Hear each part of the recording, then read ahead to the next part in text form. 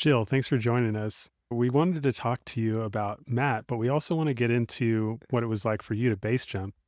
And if you don't mind, maybe I can start with one of the more in-depth questions, which is, what do you love about base jumping?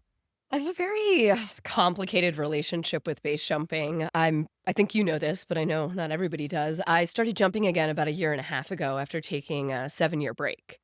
So, the things that probably brought me back to it is the freedom, I feel. I think that's always been, like, the number one thing that's drawn me to base jumping is how free it makes me feel, whether it's the locations it takes me to that are really remote, how it makes me feel when I take that first step off the cliff. The feeling, when you land after a successful jump, but it's always given me this sense of independence and freedom. Can you describe that to somebody that hasn't jumped, that sense of freedom, like what it's like to step off of that edge and what the difference is between being able to do that and not? Yeah, I guess, to be honest, it's scary. It's scary to walk up to the edge of a cliff, and it's scary to take that leap of faith. And, it helps the more you know your gear, the more you know how, I'm going to air quote this, but safe it is, but it's really freeing. I feel like we have all of these things that we're told we can't do. You can't fly. Well, we can fly.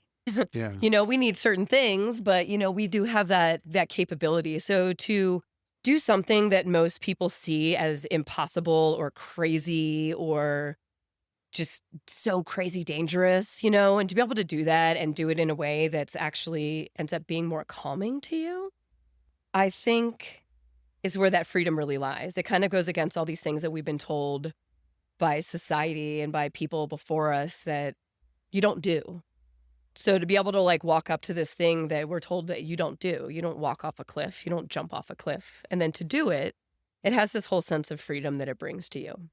Was that what attracted to you to base jumping in the first place, the freedom aspect, or was there something else?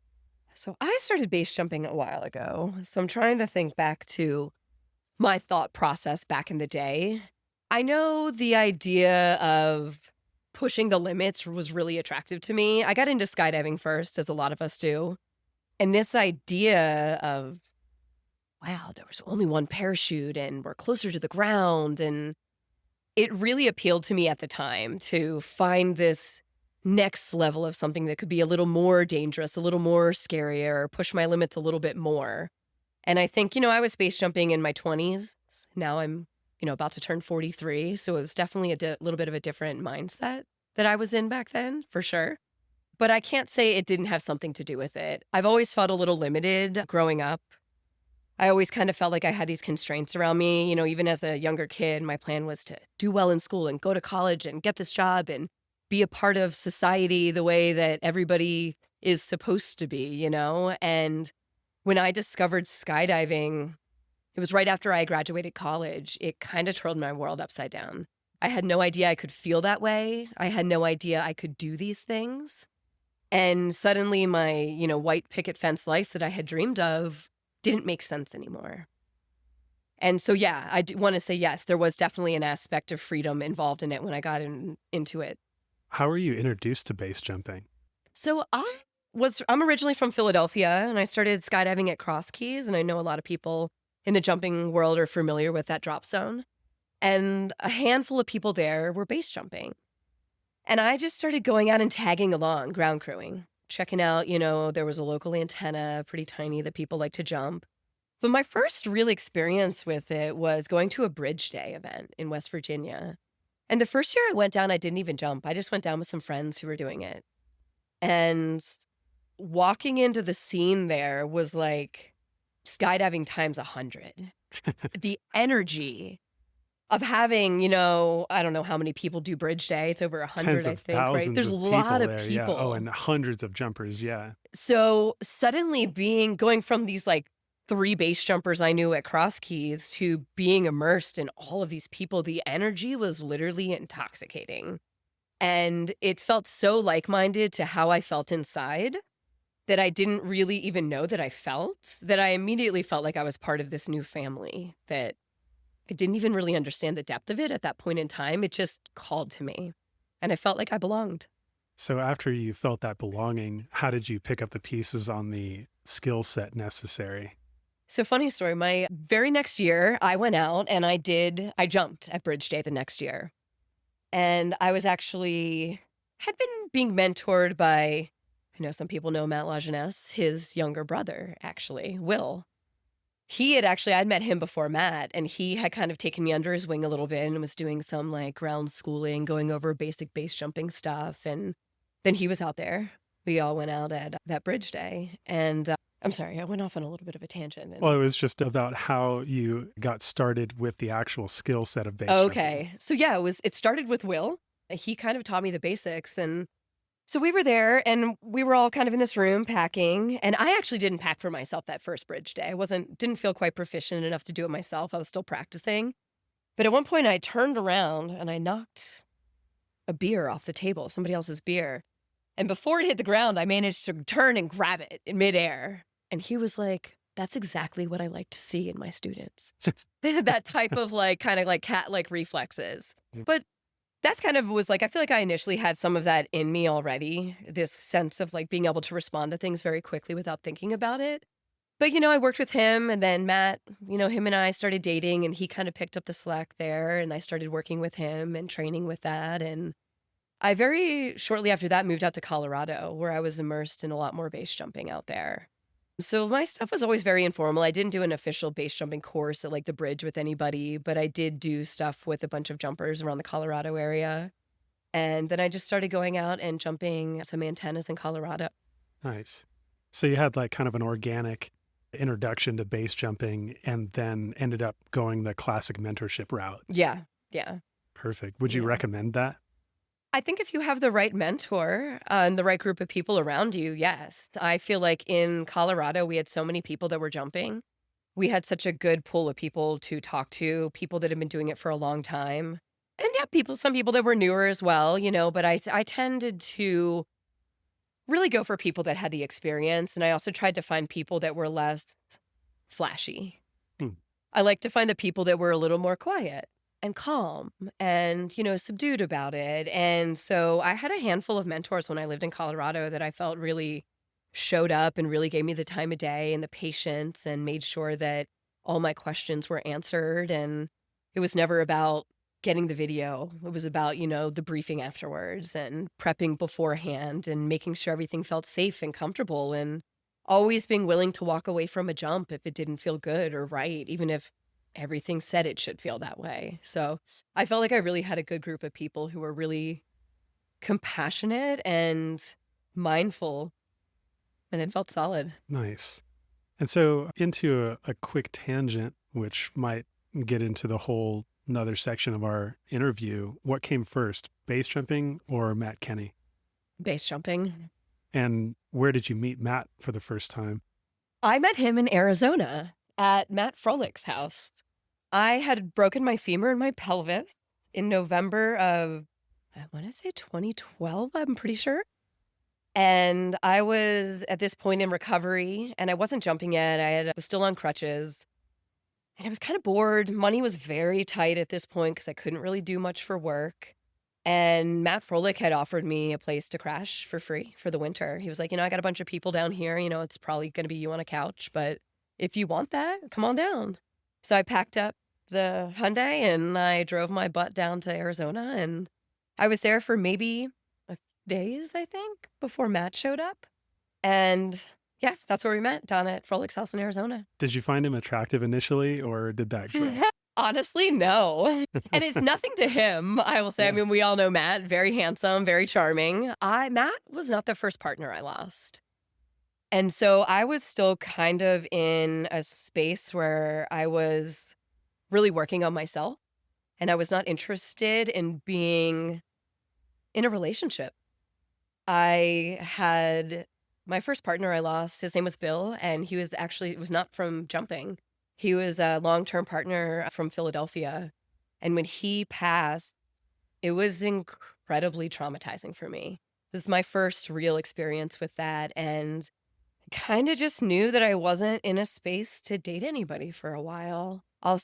spare, the details of different things that had gone on over those few years, but this was about 3 years after he had died. And I was just starting to get into a space where I think I felt comfortable with that. And, Matt was kind of that for me. But initially, no, I wasn't attracted to him. I wasn't looking for something. I wasn't looking for a partner or anything at that point. So how did you guys end up connecting eventually? We were living in the same house and we had a lot in common. We were both really passionate about base jumping, and we were in a house that was all base jumpers. We were all just a whole crew of base jumpers that were in this same space. And even though at that point I wasn't jumping because of my injury, I think that initially brought us together. And also, Matt had lost his older brother about maybe a year and a half before we met. So initially, that was the first thing I think that we really bonded over. It was funny. I was actually teasing him one night. He had this huge bin of shoes. Hmm. And I was like, you have more shoes than anybody I have ever met. Why do you have so many shoes? And most of them were his brothers. And I don't know why that was something he kind of ended up taking and bringing with him. But in that moment, it came up that he had lost his brother. And we actually bonded initially over losing people that we really cared about. Who was he to our community? Can you kind of describe him as a character?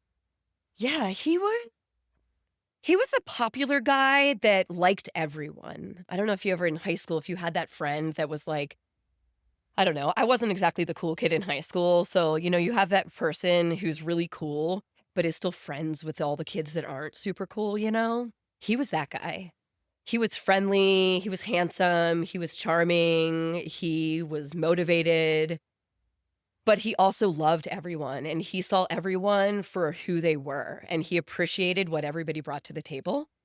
He wasn't just looking for the coolest base jumper, He liked to really meet people and learn who they were and learn what else they brought to the table.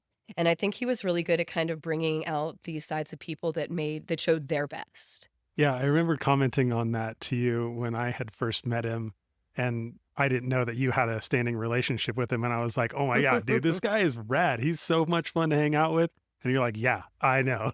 And I think that was during those few months that we were split up. And I was like, yes. Yeah. Oh, man. So, okay, how did your relationship develop with him?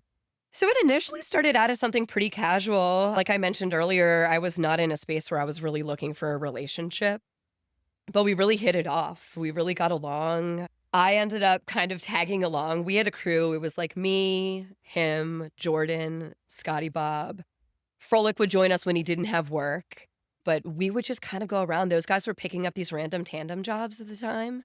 So between California, New Mexico, Arizona, Colorado, it was just kind of bouncing around wherever they had random slots that they needed filled for tandem skydiving. And because I didn't have a job and I was broken, couldn't do anything, I was just tagging along with them. So it kind of went on this adventure. And it was a really cool time of my life, actually. It was something that I was able to do. I had a little bit of money saved, so I wasn't completely broke, but none of us were rich. We were all total dirtbags. We were sleeping on the floors of the drop zones, we were crashing in people's cars and people's living rooms. Like there was no hotels. We weren't eating out, we were just as dirtbag as you could be at this point in our lives. And we were so content with it. Not one of us had an issue with it. We were just like, yep, where's the next floor we crash on? And it was just an adventure time. It was really good.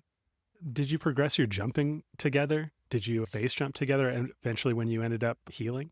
Yeah, absolutely. So our relationship kept building, and I had actually gone back to Moab in the spring, and he stayed in Arizona. And there was a point where he was like, I miss you. And I was like, I miss you too. And like I said, we were very casual for a while.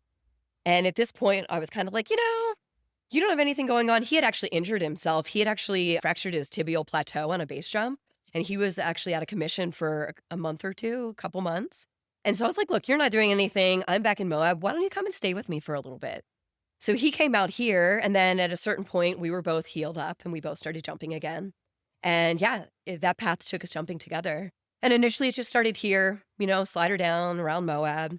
Then he stuck around for a little while and he had a job that came up in California, Hollister. And so he went out there for a little bit. And then later that fall, maybe October, I ended up moving out there. But prior to that, we had actually gone to Europe that summer. So we had started skydiving together. We were wingsuiting. We were going around and, Lodi. We actually ended up in Northern California at some point. We were like, where's the cheapest jumps? It's what everybody does before Europe, right? You try to find the cheapest place to bang out as many wingsuit jumps as you can. So we were going around, we were doing a ton of skydiving together and base jumping together. And then actually my first trip to Europe was with him. Was there a moment in time where you realized that like he was like one of your people, where you guys truly, admitted that you loved each other? Trying to think of the first time we said we loved each other. And it might have been in Moab. I don't actually remember the exact moment we said it, but I remember he had kind of been traveling around a little bit doing some tandem stuff. And there was at one point where he had the option to go out and party with some friends, and he was out partying a bit, and he texted me from a bathroom stall, and he was like, I miss you so much. Why aren't you here? Like, there's something missing right now, and I realized that it's you. And I was like, I feel the same way, and I think that was the beginning of us starting to realize that we just wanted to be with each other. And we started finding ways to be around each other more and more. And then eventually I moved to California to be with him.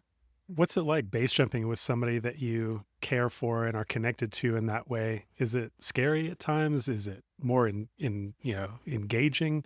What's that like? I think that is something that has been that is something that's changed for me over the years. At the time with Matt, it wasn't scary. I was in a very different headspace back then than I am now. Now, jumping with my partner, I do feel scared. I worry about losing him. He worries about losing me. I'm in a different space now than I was, 10, 11 years ago with Matt. Yeah. There's a lot of things I've processed and gone through since his death and over these last 8 years. So I would say if you're asking me today, I have a different answer than 10 years ago. Well, what was it like 10 years ago? 10 years ago, no, I wasn't scared. And I don't think he was either. We were so in love with base jumping. We were so in love with the places that it took us and the way it made us feel and the way that we grew emotionally, mentally, spiritually, physically through the jumping, that I would say, no, I don't recall being scared of losing him back in the day. And I don't think he was scared of losing me either. I don't think that that was the headspace that either one of us were in. At that point, I hadn't lost somebody I truly, truly loved through base jumping. So those triggers weren't there. Those neural pathways weren't there yet. It was fun. We loved it. We had a great time. It was exciting. It was adventurous. It was literally what drove us. Yeah. And now fast forward, more than a decade later, Yeah. I don't even know if you've, kept track of how many people you've lost through base jumping, but, what would you estimate at this stage? 20 people, friends, different kinds. Yeah. Yeah. So a little bit different perspective now jumping with a loved one, because Aaron, your current partner, is a jumper. Yeah. And you do jump with him. I do jump with him. It was funny when we first started dating, I had sworn I would never date another jumper again. And, you don't get to necessarily choose the people that you love. And he came into my life and we took a long time to, I think, officially be together. He was very patient. He never pushed me or rushed me or had any type of expectations from me. And so we took our time. And when it started getting more serious, I remember being like, look, I know you jump. I will never ask you not to jump. But if you have any intentions of getting into like wingsuit proxy flying, like you just tell me now, because I can't do that again. I can't do that path. And I really, truly feel that that's just not something. I don't think I will. I mean, I love Aaron. I don't actually see us not being together unless death parts us, but I think that would be a make or break for me. It's too much. It was too traumatizing for me. So while you discuss that now with your current partners, did you discuss that with Matt? No. Did you prepare for it at all? Not at all. Not at all. Not at all. We never talked about dying. Wow. Never. I think it was this thing that we almost, I don't want to say we felt invincible because that's a bit extreme, But we were so focused on the positive aspects that it brought into our world that we just didn't talk about the possibility of the negative aspects. Let me ask you this. What did you think of him as a base jumper? Matt was pretty much, he was the guy that was good at everything he did the first time he tried it.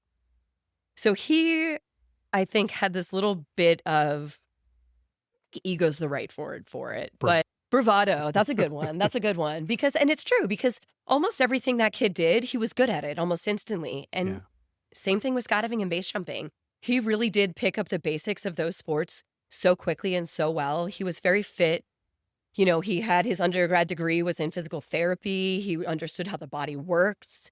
He truly loved physical therapy. And I think that because he picked up these things so well that he he just was good at it right away and was able to progress pretty quickly. I remember the first summer he went to Europe was before I met him. He told me these stories. He went with Scotty Bob and Chris Mort, and he actually told me, he confided to me later that he was sort of surprised he survived that summer. Yeah. He went out and did things that he shouldn't have been doing, that he wasn't really ready for, but because of how well he managed his body physically, how much physical awareness he had, that he got through it all. What year are we talking about? So let's see, I think our first year was 2013 we went, so this was probably 2012. 2012. Yeah. It was before him and I, no, maybe it was 2011, 2012. It was before him and I met. I didn't know him his first summer in Europe. Yeah. And that's a common story that a lot of folks tell after they've, done their first season. They're like, looking back on it going, whoa, I lucked out. I'm glad that I am the person that I am, but holy crap, if I were one iota less than the person I am, I wouldn't have made it. Yeah. Yeah. And like, he definitely shared that with me in confidence that like, that's something he paraded around that he talked about. He liked to have that kind of like bravado, like a little bit, Yeah. but he did share that he was like, wow, I'm kind of surprised I survived that summer. I wonder if more people have that story in the bag that don't share it, and I wonder what our culture Yeah. would look like if they did. Because you do look at a lot of folks out there and go like, wow, they just look like they're crushing it, and you never hear anything to the contrary. Yep. Yeah. I know. And I think every time you crush it and it goes well, that just reinforces that neural pathway of like, oh, I made the right choice. I made the right choice, Yeah. Did he ever discuss with you his motivations for pursuing wingsuit terrain flying? Yes. I don't know if I could name them verbatim at this exact moment in time, but he loved travel. He loved human flight. He loved pushing his body to do things that people told him he couldn't do. And like I said, he was very fit. He was very into fitness. He wasn't just somebody who like went to the gym. He understood how the body worked. He understood all the muscle groups and how they, worked together and what they needed to function well. He really understood. And I think this was just the next level of fitness for him initially. And I remember, jumping with you back in the day, and I didn't know you in your initial progression. I met you when you were, jumping downtown buildings. And you were certainly one of the ones that were pushing the technical limit more than others. Was wingsuit terrain flying not in your bag of tricks for a specific reason? Or were you just more enticed by the other aspects of jumping? So the people that I was initially jumping with weren't into wingsuiting that much. So the group that me early on in my early days, it just wasn't what they were into. So I think that's how I ended up more into the aerials and the slider down stuff. So once I started understanding wingsuiting more and getting into it, I think had Matt not died, I probably would have gotten into terrain flying. Yeah. Yeah. I mean, that was a sticky several years that we keep talking about on the podcast, the 2014 to 16 seasons where, so many people went in doing that. And so many of us were like, on that, 45-degree angle path getting into wingsuit terrain flying. And then all of a sudden took huge steps back. Yeah, absolutely. And honestly, like, had I not gotten into yoga the way I did, so I wanted to be a yoga teacher. I had planned my 200-hour training in India. I'd already paid for the course before Matt had died. And he died in January. My course started in March, I believe. This is a few years ago, March or April.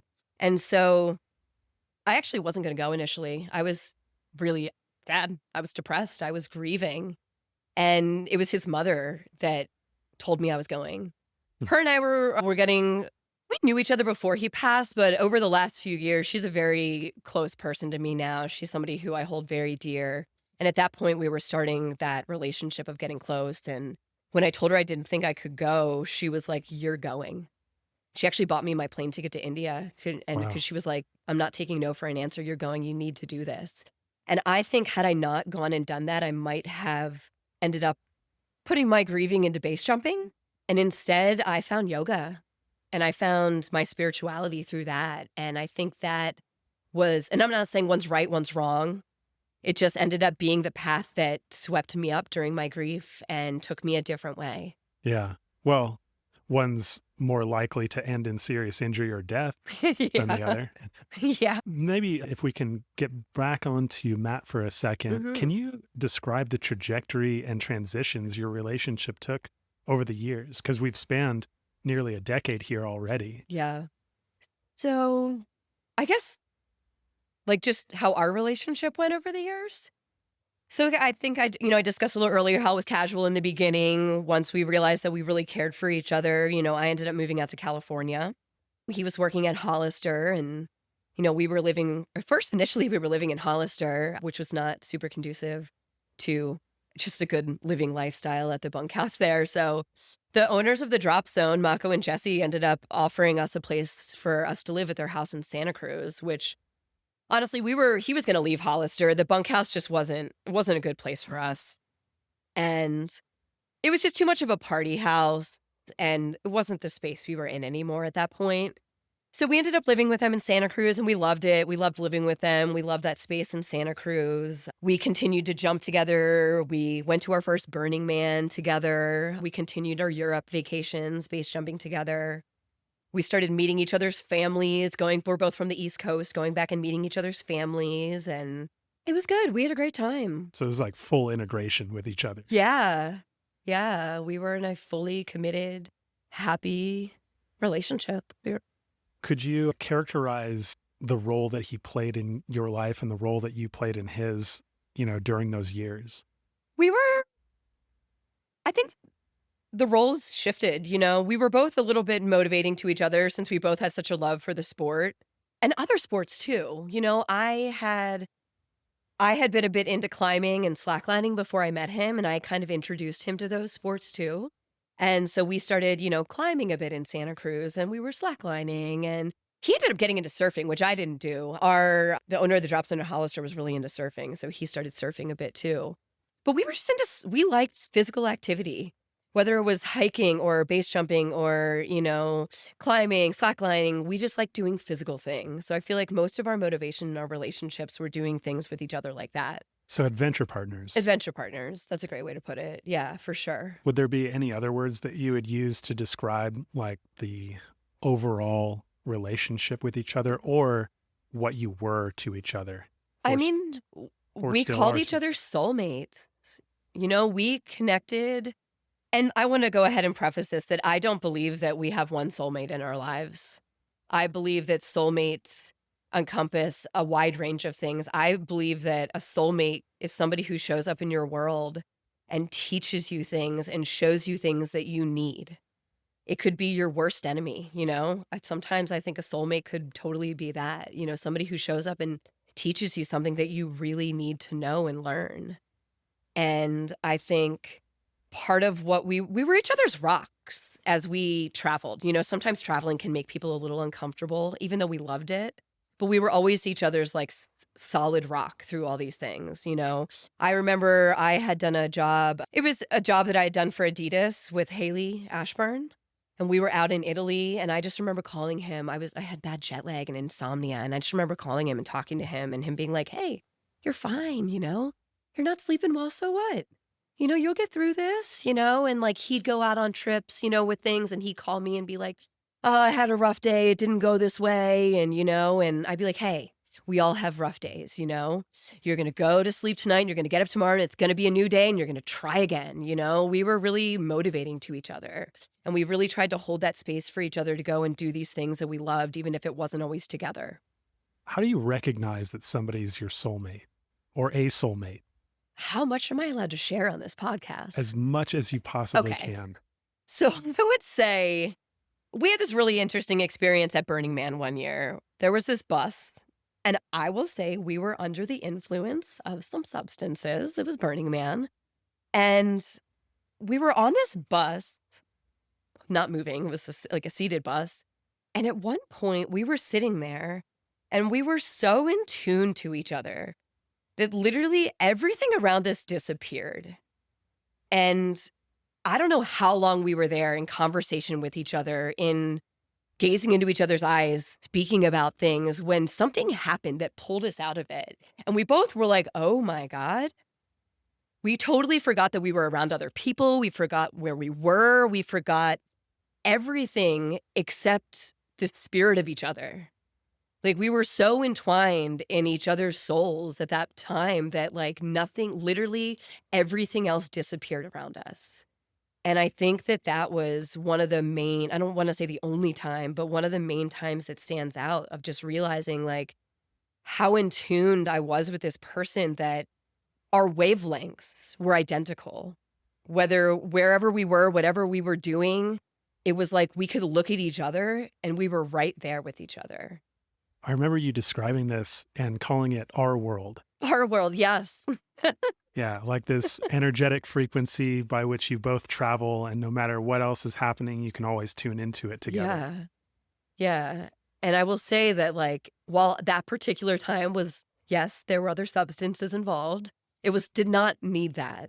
There were plenty of times where we were totally sober, where we could slide into that same space, you know? It's something about, and these things, these wavelengths are real, you know? And I think that that's why I say, like, I don't feel like, you know, I think my best friend right now is my soulmate too.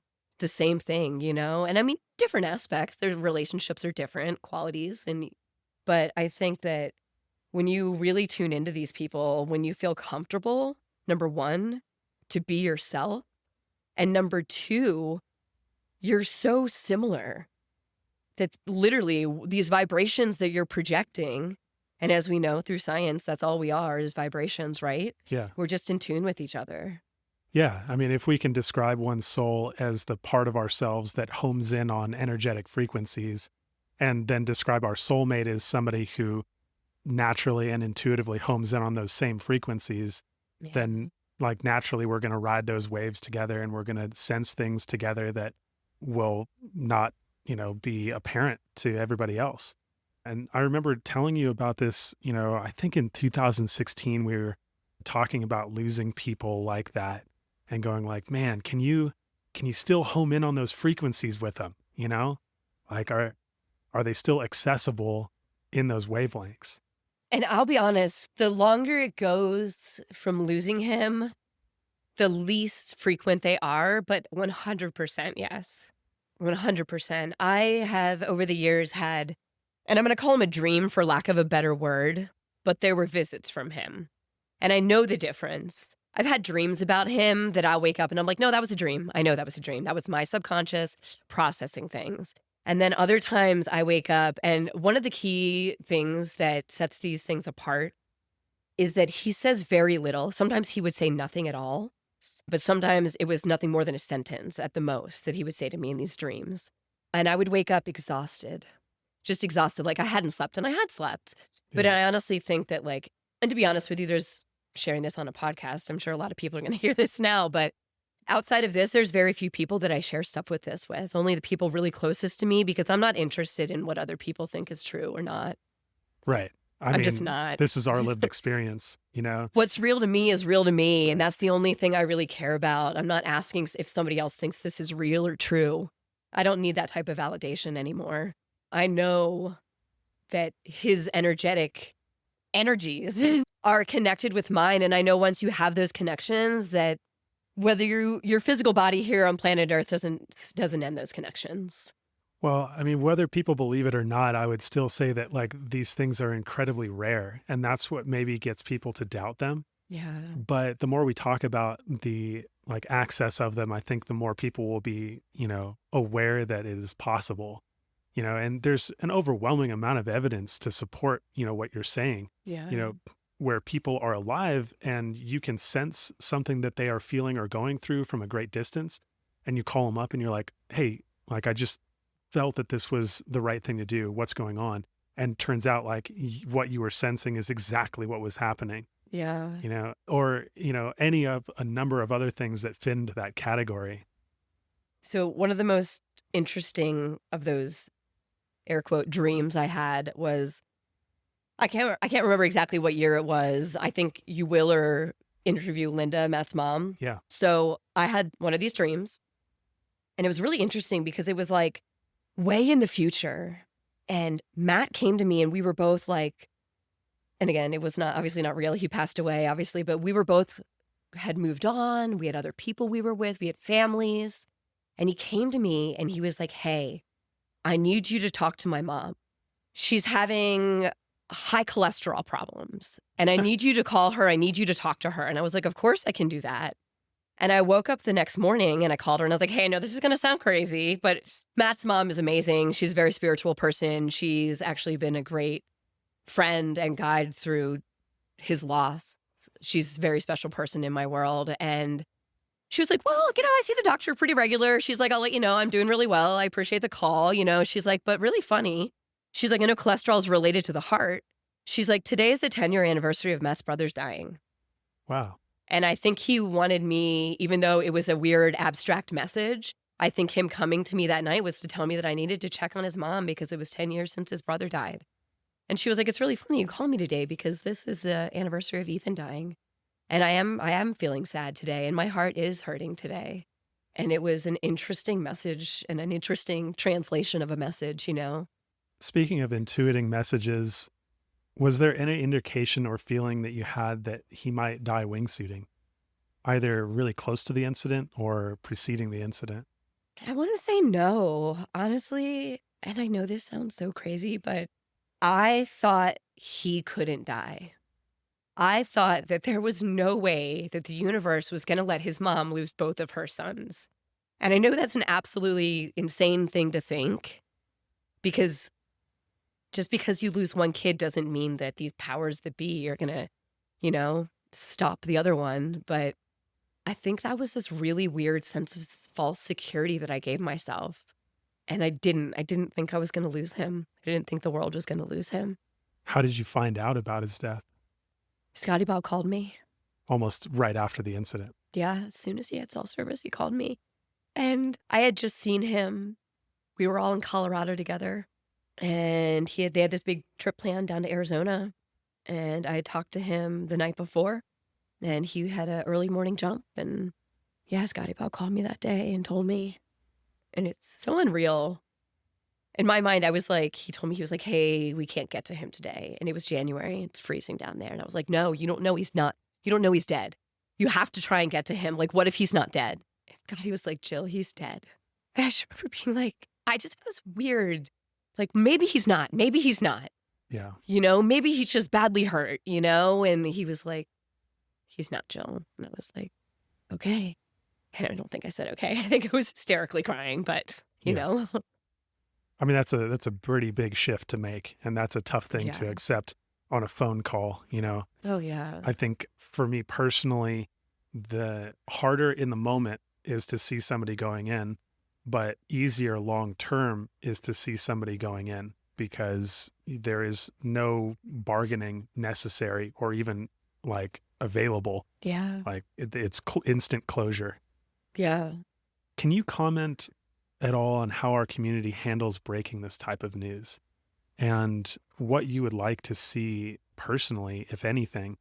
I think that when it comes to breaking the news to the people that are really close, I think it's always done with care. Scotty Bob knew that there was no way he was going to be able to tell me in person. I would have found out through, the grapevine, and that's not the way for that to happen. You don't find out your partner died through the grapevine, So as much as a phone call sucks, that was the most appropriate and quickest way for him to get that information to me, and I appreciate that so much. I feel like, so after Matt died, I stopped using social media. I signed off and never went back on again. Actually, when I've officially closed my account, I actually made Aaron go on and do it for me because I was like, I don't even want to do it. I don't want to be on there. And I think that For the people that aren't super close, a lot of times they end up finding out through social media, which is somebody who has not touched it in 8 years. It's so impersonal. And I think that, I don't know, I don't want to say I hate social media because I don't, but I think it creates a divide. I think it creates a distance and it makes things really impersonal. And I think that we've lost touch with some of the things that are really important by allowing social media to be our outlets between each other. But that being said, I do think when it's the important, like the really, really close people are always told with care. And if it can be done in person, I know it's done in person. If a phone call is more appropriate because of distance or time, it's done with care. I really feel like the people in our community are compassionate about that. Is there any elements of that conversation that you appreciate? Like, somebody making that phone call for the first time, that's a rough phone call to make. And it's often hard to like understand how to approach it. Do you have any words of advice for Yeah. somebody going through that for the first time? There's always this hesitation. I remember Scotty Bob trying to be like, Jill, I have something to tell you. And I think that people are trying to like soften this blow initially. And on some level, you appreciate that. And I think that's natural human nature to try and soften the blow. But let me tell you, there's no softening. There's no softening of that blow. And obviously, the last thing you want to hear is the first words out of somebody's mouth on a phone call is the person you love the most is dead. But also, I don't want to say he did anything wrong because he didn't, Yeah. But it's like, there's no softening that blow. I think sometimes it's just rip that Band-Aid off. Hey, I'm so sorry to be the one to have to call you about this, but Matt's dead. There's a wingsuit jump, like there's no, and it's funny too. I remember when it comes to grief, it makes a lot of people really uncomfortable if they haven't dealt with it. And they always want to, I have to find the perfect thing to say. I have to find that thing that's going to make them feel better. There's nothing you can say to make somebody feel better. Nothing. There's not one word that you can say that is going to make that grief feel better. You just have to be there. And you just have to say anything, because it's your presence that is going to make that easier, not anything you're going to say. How did you end up processing this loss? Oh, man, like 1,000 ways. Initially, you keep yourself busy. I think that's most people's initial thing. It's like, it's so hard. It's so overwhelming. I described grief as feeling like you're inside of a snow globe that somebody just won't stop shaking. Like every time you feel like you finally found up, it's gone again. And it's just starting to, initially it's just autopilot. I went and stayed with friends. I mean, after the initial going to Arizona, being there for the recovery of his body, going to Santa Cruz, being there in that space, after those initial tying up those initial loose ends, I went and stayed with Jamie Crawford. He's one of my best friends, and he's somebody that he was like, just come, and I think and I know that's not available for everyone. I know not everybody can. I've kind of formed my life that I can kind of come and go from my jobs as I need. And I know that's not always available for everybody, but be around people that are truly supportive. And truly supportive is a rainbow of things. But number one is I think a lot of times people want to just cheer you up. Yeah. And you're never going to process if you're just trying to be happy all the time. You need to be sad. And I think that is a big space that Jamie held for me. He'd take me out and do things and motorcycle rides and let's go to the beach, let's go do this. But he also just let me cry. Yeah, it's got to come out at some point. And I agree with you. A lot of people don't have the opportunity to just like cut and run from everything that they're doing right away. Yeah. But it's worth mentioning that eventually you have to take that time, whether it happens right then or not. And right then is a great time because it's so fresh. And then yoga school. Honestly, it was one of the hardest things I ever did. I went to yoga school 6 weeks after Matt died, and I went to India. I got on a plane alone and went to a foreign country where I didn't speak the language, completely alone, where nobody knew what I just went through. No one. And it initially started out with me feeling very isolated. And it ended up being probably the best thing I could have done for myself. It put me in a position to have perspective. It put me in a place that was welcoming to suffering. It put me into a spiritual place where I was able to be around people who could really offer me ancient wisdom, and I needed that so bad at that point. I needed to stop feeling sorry for myself, and I needed to remember that suffering is what makes us who we're supposed to be. These struggles we go through are here to teach us something, and they're here not to break us, but to allow us to morph and change and grow. And I wasn't able to see that until I went to India. What do you make of the amount of suffering that's befallen you in your life, and specifically just around like, losing partners? You have taken on a lion's share of that over the years. Is there anything that you've, you know, come to understand about that? Yeah, I've lost 3 partners, and it's not anymore overwhelming, but overwhelming. I've been dealing and healing, I guess is a better term, with PTSD since Matt passed. I think just having all of these stacked grief, just your nervous system just can't handle it. It just can't process it. And no matter how many yoga classes I went to and how many therapy sessions I had, it just was persistent. And I think that I had to finally, like I said, I had to stop feeling. For a while, I kind of felt like death was chasing me. I kind of felt like a black widow a little bit. And I think that I just had to realize that maybe there was something I wasn't learning, or maybe I was putting too much emphasis on it. Maybe it was just wrong place, wrong time. I don't know. I had to stop trying to find a reason behind it and just accept it for what it was and just continue on my path of healing.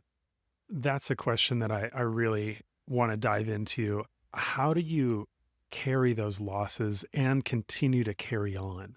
Initially, it's much harder. I realized that I had a lot of survivor's guilt, something that I had really from I'd started from losing my first partner, and I won't get into too much detail about it, but I ended up in an abusive relationship after a little while after my first partner died when I started dating somebody again. And as somebody reflecting on this a long time now, I know that I allowed myself to be there and to stay in that because I felt that I deserved it.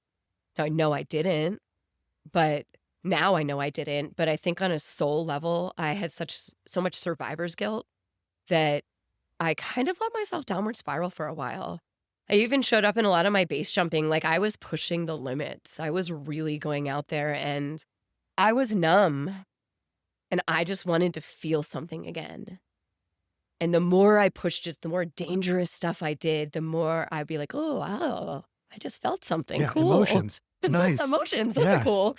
And I describe it this way. PTSD is like somebody took your feelings, your emotions, and they put them in this glass case.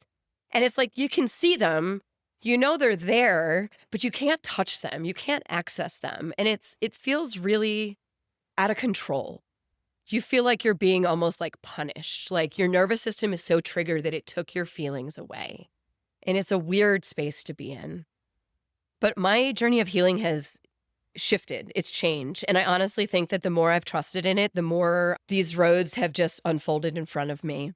And when stuff shows up, even if it's scary, sometimes I know that it's the time to say yes to it. And the things that have probably helped me the most in my healing journey are the plant medicine ceremonies that I've been working with over the last few years. The most progress I've seen has been after I've sat in these ceremonies. What's that process like? And if you can, please fill in the gaps on the, beginning, middle, end of those ceremonies, because I think a lot of people have gotten into that thinking that the tool itself is the solution, versus when I see you go through these processes, there is a process to it. Yeah. Yeah. So, the people that run these ceremonies will tell you that it starts the moment you commit to it. And it's so true. It's so true. So these medicines, they are spirits. It's not just a plant. And they've literally changed my relationship with my plants in my life. I talk to my plants every day. As Matt's here in my house with my Yeah, plant they're room, beautiful. like I love my plants and I have such an amazing relationship with them. And I don't care who thinks I'm crazy about it. They are spirits, and we used to be able to communicate with them, and through our disconnect from nature, we've lost that ability. But the medicine, that power, that spirit is still there, and it's still here for us if we're open to it. And number one is believing in the power of these sentient beings. I think we're like, plant, whatever, but they are wise and they are old and they are full of healing knowledge. And if we can hold space for that, if we can let go of our human ego, that we think we're the superior beings, we start to realize how much magic exists in nature. And it starts with an intention. The medicine will only do what you allow it to do. And if you're not open to it, if you don't have set intentions about what you want to do, there's not that much that's going to happen. Except you're going to get high.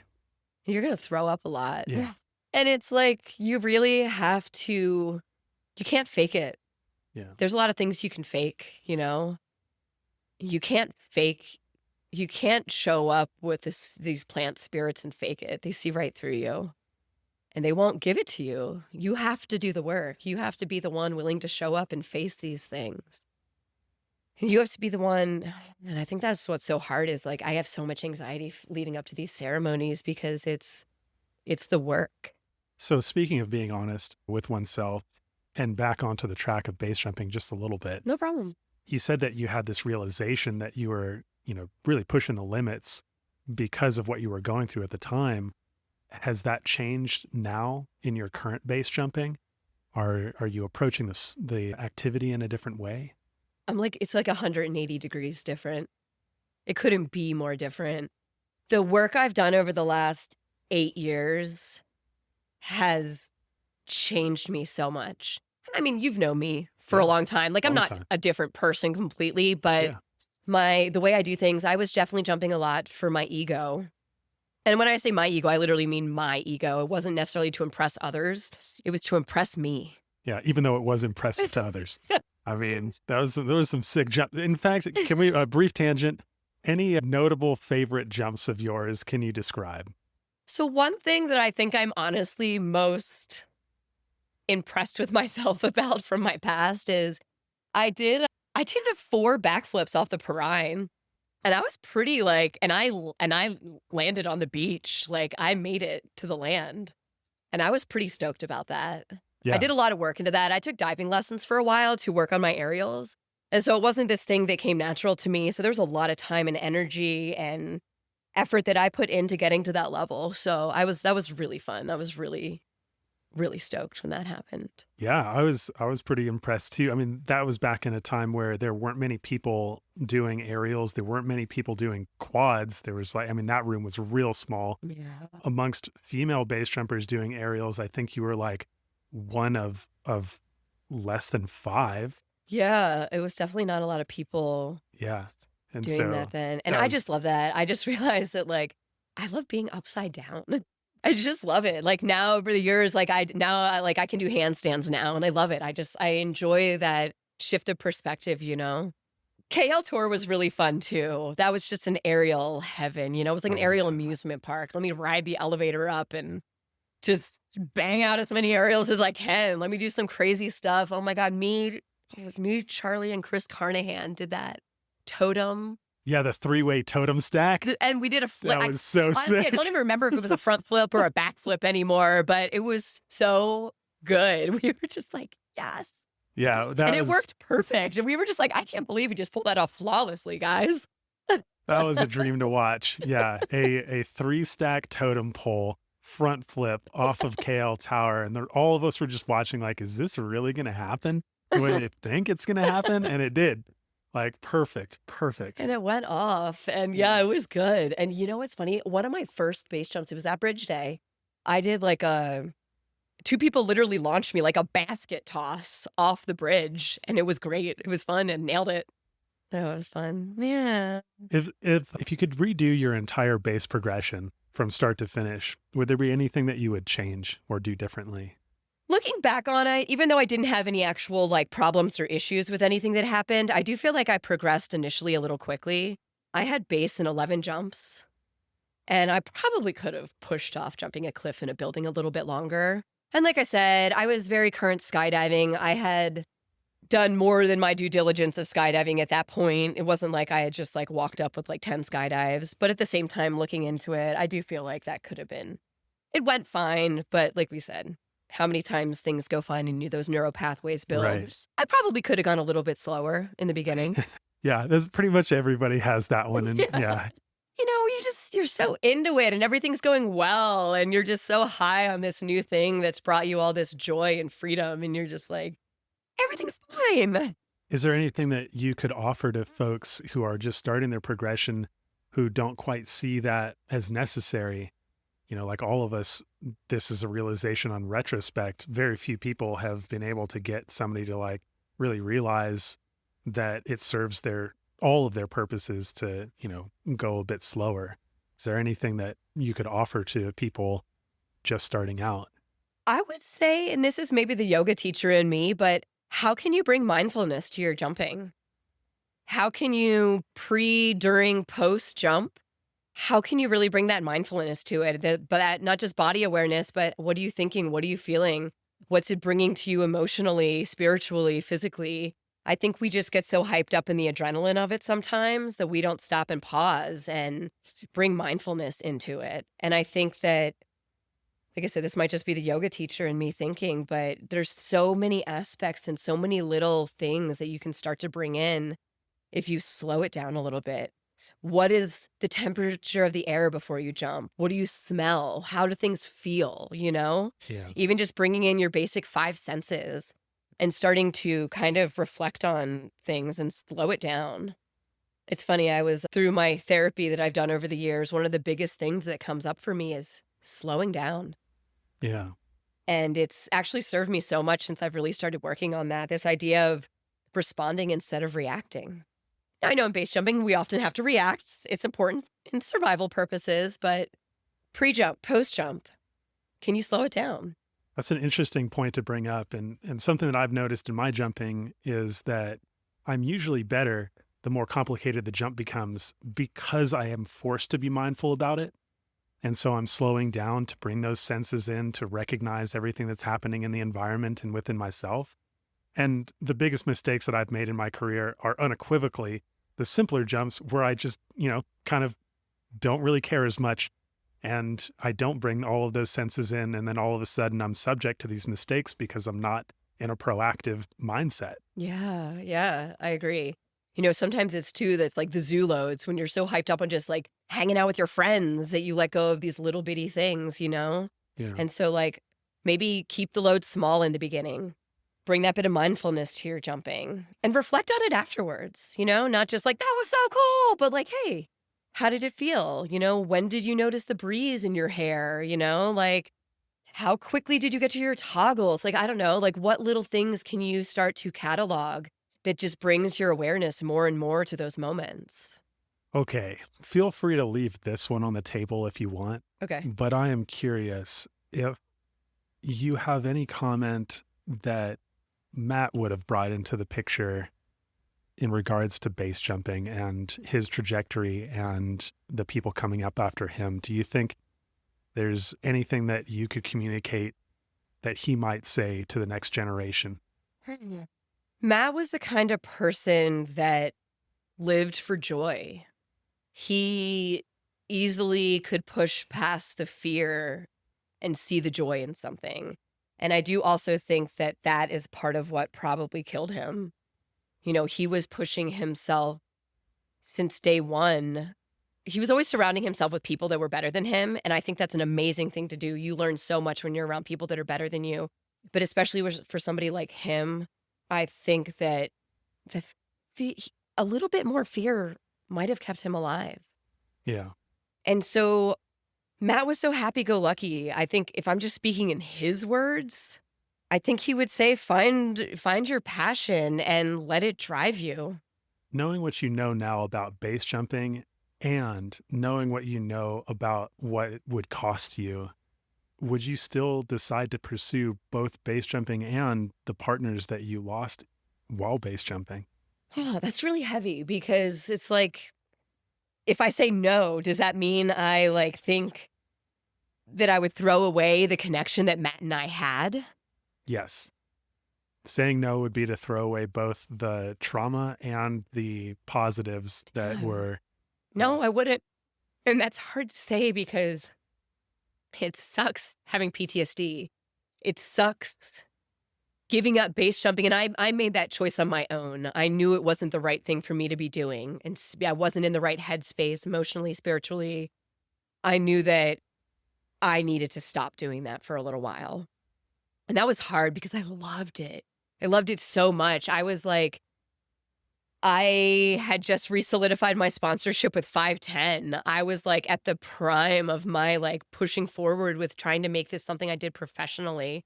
And I gave it all up because of the grief. And I don't regret it. I love my life now. I love the choices I've made. I love where it's taken me. I love that I'm pursuing base jumping again. And I love how it's shown up in my life. Man, it was hard. yeah. It was really hard. And then, I know this podcast is about Matt, but losing Ian wasn't easy either, And it's like, but what those people brought to my life is immeasurable. And the times that we spent, it's like that movie Sunshine of the Spotless Mind, I don't think I would. Like these 8 years have been hard, but I look back on those memories and I laugh and it brings me joy and it brings me hope and it motivates me. And I don't think I would give that up. Is there anything that you want to share that we haven't covered about your experience and journey through base? It's funny, as much as I loved how I used to base jump, I don't have there's no regrets there. I really loved the way I pushed it. I loved the places it took me. I loved how it made me feel. I loved the freedom it brought me. I loved all the stuff it taught me. I loved the confidence it gave me. I think I really like how I jump now more. I go out and I don't jump with many people. It's very quiet, it's very thoughtful, it's flat and stable and handheld, and I do it just because I want to feel myself falling through the air. Yeah. The only reason I do it. I just want to feel that feeling. It is pretty special. It's like, you get to exist in a place that few, if not no other human being has actually physically existed in. Yeah. It's like new terrain. Yeah. And to let go of all and again, I'm not saying ego's bad. Ego is how we embody our bodies here on planet Earth. Without an ego, we would go back on to the primordial ooze, know? But necessary for survival. It's necessary for survival, but there's something really special now about just jumping for the sake of feeling myself fall through the air. Yeah.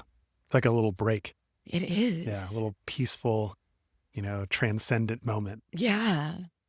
Yeah. And like I said, no regrets. I'm so glad I had the experience that I had with base jumping in the past. And I'm so glad I did all the things I did. And I'm so happy for the people that are still doing those things and still pushing the limits and still following their hearts and their passion. But for me, I'm really glad to just step off a cliff and fall. Well, Jill, I'm so glad that you agreed to share all of that with us. This has been an amazing, amazing conversation. And I really thank you for being so open and sharing with all of these very intimate details of your life. Yeah, you're welcome. This was good. Yeah. Good for me.